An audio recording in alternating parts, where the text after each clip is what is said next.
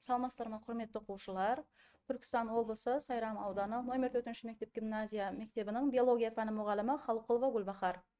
Сабақтың тақырыбы бөліп шығарудың тірі ағзалар үшін маңызы, жануарлардағы бөліп шығару өнімдері. Оқыту мақсаты ағзалардың тіршілік әрекетінде бөліп шығарудың маңыздылығын түсіндіру. Сабақтың мақсаты ағзалардың тіршілік әрекетінде бөліп шығарудың маңыздылығын түсіндіру. Ағзалардағы зат алмасудың соңғы өнімдерін анықтау. Құндылықтарымыз заң және тәртіп, құзыреттілік, азаматтық борыш және парасаттылық. Құндылықтарымыз жасампаздық және жаңашылдық, құзыреттілік, шығармашылық. Сіздерге сабақты бастамастан бұрын оқушылар қызықты мәлімет айтқым келіп тұр. Бүйрек дегеніміз табиғи сүзгі. Ол әр минут сайын өзінен 1 литрге дейін сұйық өткізеді. Ал тәулігіне 1,5 тоннадай сұйықтықты тазартады. Сондықтан да бүйрек бүлінсе, оның зардабын бүкіл ағзаға тарататынын білеміз оқушылар. Қанның толық көлемі бүйрек арқылы күніне 35 рет өтеді. Бүйректегі капилляр қан тамырларының жалпы ұзындығы 25 километр. Тірі ағзалардағы бөліп шығару әр түрлі екенін білеміз, оқушылар.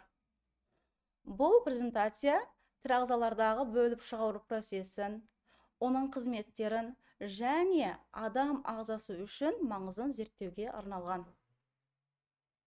Бөліп шығару тірі ағзалардың өмір сүру үшін маңызды процестердің бірі болып саналатынын сіздер жақсы білесіздер.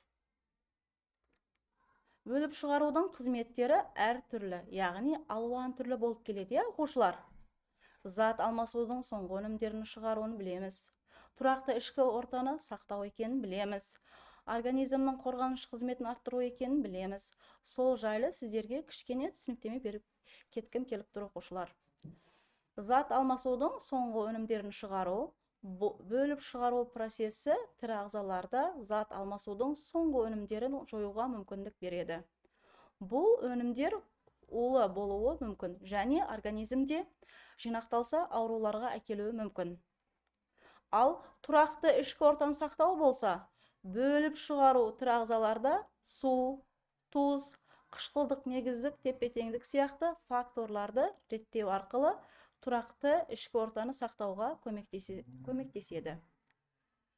Организмнің қорғаныш қызметін арттыру. Бұл бөліп шығару жүйесі арқылы организм сыртқы ортадан кірген зиянды заттарды, микробтарды және басқа да патогендерді шығарып, өзін қорғап отырады. Жануарлардағы бөліп шығару өнімдері әр түрлі. Омыртқалы жануарлар бар, білесіздер. Омыртқасыз жануарлар бар. Ал зәр бұл негізінен судан, зәр қышқылынан, мочевинадан және тұздардан тұратын бөліп шығару өнімі. Ол бүйректерде қаннан сүзіледі және несебағар арқылы зәр қышқылына шығарылады. Ал тер болса, терідегі тер бездер арқылы шығарылатын сулы бөліп шығару өнімі. Ол организмді салқындатуға және улы заттар шығаруға көмектеседі. Нәжіс ас қорыту жүйесінде сіңірілмегенмен тағам қалдықтарынан, бактериялардан, өлі жасушалардан және басқа заттардан тұратын бөліп шығару өнімі. Ол тоқ ішекте жиналады және тік ішек арқылы шығарылады. Тыныс алу өнімдері бар, біз оттегі жұтып, көмір қышқыл газын шығаратынымызды білесіздер, оқушылар. Тыныс алу кезінде организм көмір қышқыл газын шығарады. Бұл газ тыныс алу жүйесі арқылы сыртқа шығарылады. Зат алмасудың соңғы өнімдері. Су, көмір қышқыл газы, азоттық қалдықтар, яғни зәр қышқылы мочевина. Су зат алмасудың маңызды соңғы өнімдерінің бірі болып саналады. Ол организмдегі химиялық реакциялардың көпшілігіне қатысады және бөліп шығару арқылы жоюға мүмкіндік береді. Көмірқышқыл газы зат алмасу кезінде пайда болатын тыныс алудың соңғы өнімі болып табылады. Ол тыныс алу жүйесі арқылы шығарылады. Азотты қалдықтар, мочевина, зар қышқылы болса, азотты қалдық ақуыздың ыдырау нәтижесінде пайда болатын. Зат алмасудың соңғы өнімдері болатын білесіздер. Олар бүйректерде сүзіледі және зәр арқылы сыртқа шығарылады. Осы жерде оқушылар, сіздерге бір нәрсе айтқым келіп тұр. Адамның басты бөліп шығару мүшесі бұл бүйрек, бүйректің құрылымдық бірлігі нефрон болып саналады.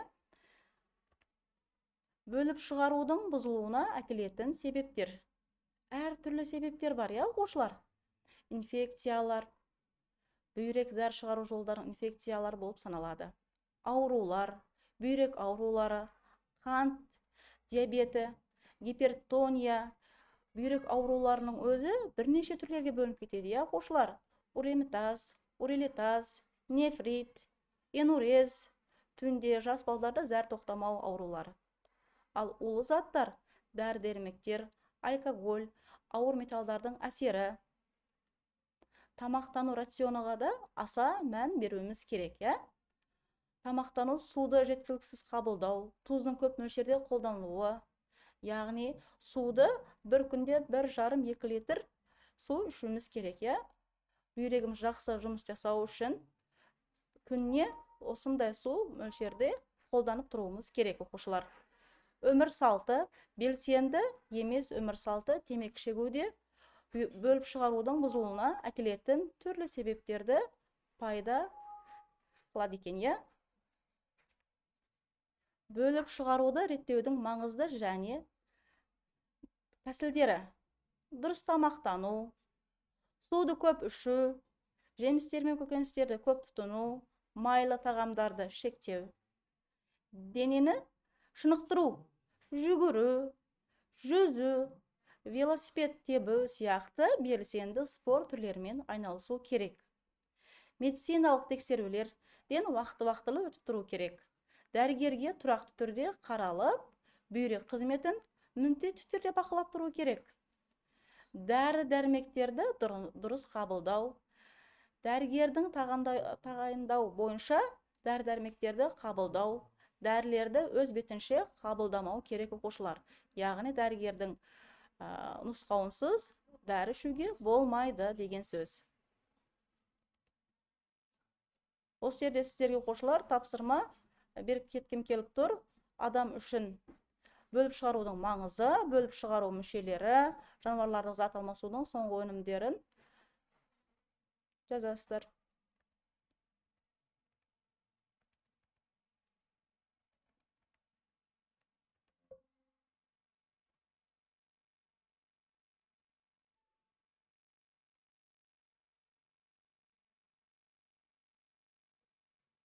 Келесі сабаққа дейін, оқушылар, сау болыңыздар.